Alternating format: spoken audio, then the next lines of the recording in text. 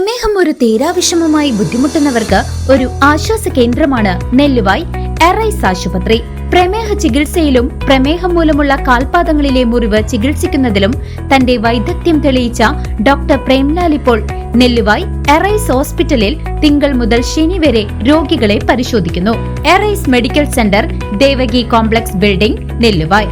Phone 8589939330 8589939335. Elanad CV Damodaran രക്തസാക്ഷിത്വ വാർഷികം ആചരിച്ചു. അനുസ്മരണ പരിപാടി CPM ജില്ലാ കമ്മിറ്റി അംഗം PA ബാബു ഉദ്ഘാടനം ചെയ്തു.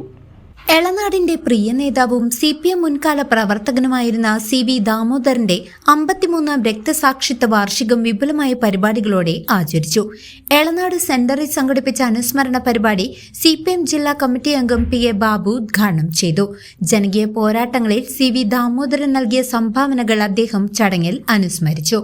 CPM ഏരിയ കമ്മിറ്റി അംഗം EN വാസുദേവൻ അധ്യക്ഷത വഹിച്ച ചടങ്ങിൽ നിയോജക മണ്ഡലത്തിലെ വികസന മുരടിപ്പിനെതിരെയും ജനപക്ഷ രാഷ്ട്രീയത്തിന്റെ പ്രസക്തിയെക്കുറിച്ചും നേതാക്കൾ സംസാരിച്ചു.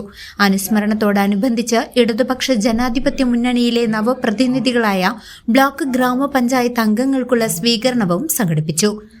CPM Chelakkara area committee secretary T Gokulan, Elanad local committee secretary N Aravindakshan, block panchayat അംഗം PV വിനു തുടങ്ങിയ പ്രമുഖ നേതാക്കൾ ചടങ്ങിൽ പങ്കെടുത്ത് സംസാരിച്ചു.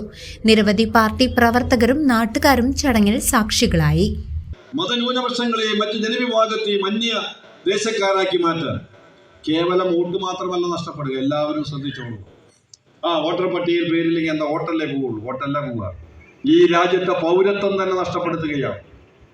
അതാണ് BJP വളഞ്ഞ വഴിയിലൂടെ കൊണ്ടുവരുന്ന SIR-ലൂടെ NRC നടപ്പിലാക്കാൻ, നാഷണൽ സിറ്റിസൺസ് രജിസ്ട്രേഷൻ നടപ്പിലാക്കുന്നതിന് വേണ്ടി ഇതാണ് ചെയ്യുന്നത്.